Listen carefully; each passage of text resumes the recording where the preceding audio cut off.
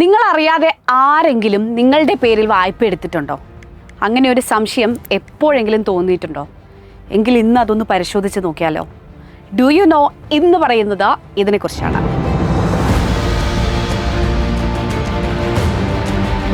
Digital യുഗത്തിൽ സാമ്പത്തിക ഇടപാടുകൾ എളുപ്പമാക്കുന്നതിനൊപ്പം ചതിക്കുഴികളും വർദ്ധിച്ചിട്ടുണ്ട് ഈ കാലത്ത്. മറ്റൊരാളുടെ പാൻ കാർഡ് വിവരങ്ങൾ ചോർത്തി വൻ തുക വായ്പ എടുക്കുന്ന തട്ടിപ്പുകളാണ് ഇപ്പോൾ വ്യാപകമാകുന്നത്. ഉടമ അറിയാതെ നടക്കുന്ന ഇത്തരം ഇടപാടുകൾ സിബിൽ സ്കോറിനെ തകർക്കുകയും ഭാവിയിൽ വായ്പ എടുക്കുന്നത് തടയുകയും ചെയ്യും. നിങ്ങളുടെ അനുവാദമില്ലാതെ പാൻ കാർഡ് ഉപയോഗിച്ച് ആരെങ്കിലും വായ്പ എടുത്തിട്ടുണ്ടോ എന്ന് എങ്ങനെ പരിശോധിക്കുമെന്ന് ഒന്ന് നോക്കാം.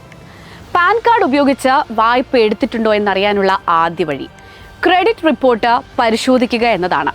സിബിൽ, എക്സ്പീരിയൻ, എൻക്യുഫാക്ട്സ് തുടങ്ങിയ ക്രെഡിറ്റ് ബ്യൂറോകൾ നൽകുന്ന റിപ്പോർട്ടിൽ നിലവിലുള്ളതും കഴിഞ്ഞുപോയതുമായ എല്ലാ വായ്പകളുടെയും വിവരങ്ങൾ രേഖപ്പെടുത്തിയിട്ടുണ്ടാകും. ഇനി നിങ്ങളുടെ പേരിൽ നിലവിൽ ലോൺ ഇല്ലെങ്കിലും പാൻ കാർഡ് സുരക്ഷിതമാണെന്ന് ഉറപ്പാക്കാനാവില്ല.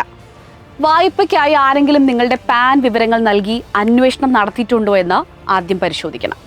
ക്രെഡിറ്റ് റിപ്പോർട്ടിൽ ഇത്തരം കാര്യങ്ങൾ കണ്ടാൽ ഉടൻ തന്നെ ജാഗ്രത പാലിക്കുകയും ചെയ്യണം. ഇത്തരം അന്വേഷണങ്ങൾ പോലും നിങ്ങളുടെ ക്രെഡിറ്റ് സ്കോറിനെ പ്രതികൂലമായി ബാധിക്കും. പിന്നെ ഒരു കാര്യം, നിങ്ങളുടെ അറിവില്ലാതെ നടന്ന ഏതെങ്കിലും ഇടപാടുകളോ അന്വേഷണങ്ങളോ ശ്രദ്ധയിൽപ്പെട്ടാൽ ഒട്ടും വൈകാതെ ബന്ധപ്പെട്ട ക്രെഡിറ്റ് ബ്യൂറോയെ വിവരം അറിയിക്കാൻ മറക്കരുത്. ഒപ്പം ബാങ്കുകളിലും പരാതി നൽകണം.